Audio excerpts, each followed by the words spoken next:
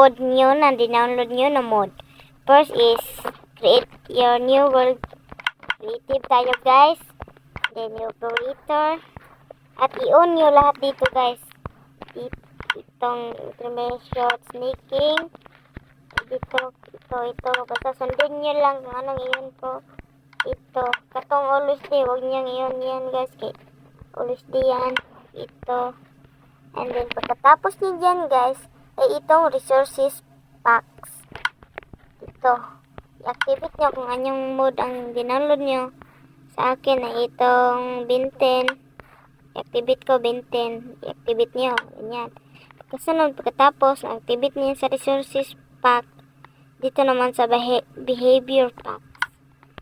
Ito guys. Binten yun guys. Kaya ito yun. I-activate. Activate natin yun guys. And then, punta kayo sa resources pack. And then, i-on nyo tong require players to accept. Para pag meron kayong kalaro, meron din siyang mode. At i-create na guys.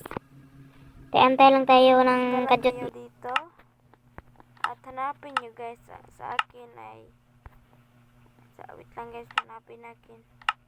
Andito na. Ito na guys. I-try natin guys ang ating mode. Salobo natin yan. Ito guys. Pili tayo guys. Pili tayo. Ito kay ito guys. And then kuan lang tayo guys. Mutungko. Transform na tayo guys.